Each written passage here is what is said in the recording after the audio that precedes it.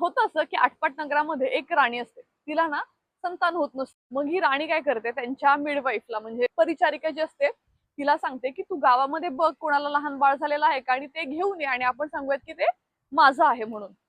मग ती परिचारिका गावातल्या सगळ्या प्रेग्नंट स्त्रियांवरती लक्ष ठेवते.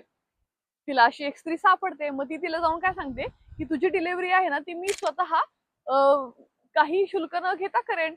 तर त्या गरीब स्त्रीला तर आनंद होतो. मग ती काय करते, हिची ज्यावेळेस डिलिव्हरी होणार असते त्यावेळेस तिचे डोळे बांधते आणि म्हणते की असं केल्यानंतर तुला काही त्रास होणार नाही. आणि मग जसं तिला बाळ होतं ते बाळ ते घेऊन त्या बाळाला पळवायची ती व्यवस्था करते आणि राणीकडे सुपूर्त करते. आणि इकडे त्या गर्भवती स्त्रीला सांगते की तुला बाळ नाही तर हा वरवंटाच झालेला आहे म्हणून. आता त्या गरीब स्त्रीला लक्षात येतं की काहीतरी प्रॉब्लेम झालेला आहे, पण आता करणार काय.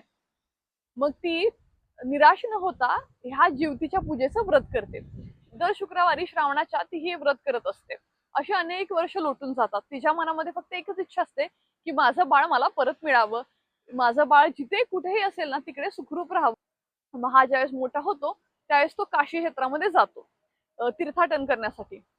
मग हा राजकुमार काशी क्षेत्रामध्ये भोजनाचं आयोजन करतो. मग तिकडे गावातली सगळी मंडळी जेवायला येते आणि ऑफकोर्स त्याची आई सुद्धा तिकडे जेवायला येते. आणि मग ज्यावेळेस हा राजकुमार आणि त्याची जी आई आहे त्या दोघांची समोरासमोर भेट होते त्यावेळेस ऑटोमॅटिकलीच आईला कळतं. आता आईच्या मनात माहिती असतं ना की आपलं बाळ कोणतं आहे, तर मग ती आपल्या बाळाला बघते आणि तिला पाना फुटतो. आणि मग तिला कळतं की हे आपलं बाळ आहे म्हणून, हा आपलाच मुलगा आहे. आणि मग त्यावेळेस त्या राज्याच्या सगळ्या प्रकार लक्षात येतो की काय झालेलं आहे म्हणून.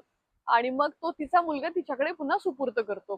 तर ह्या कथेचा सारांश असा आहे की तिने जिवतीची म्हणजे जिवंतिकेची पूजा केली म्हणून तिचा मुलगा आयुष्यभर तिकडे सुखरूप राहिला आणि तिला तो परत मिळाला. तर अशी ही कथा आहे ना ती चातुर्मासाच्या पुस्तकामध्ये दिलेली आहे. आणि असं म्हणतात की प्रत्येक तुम्ही जे व्रत कराल ना की त्या व्रताची शेवटी त्याची कथा नेहमी ऐकावी. म्हणून म्हणलं आज ही तुम्हाला कथा सांगूयात. तर कशी वाटली मला कॉमेंट्स मध्ये सांगा. जय श्रीराम.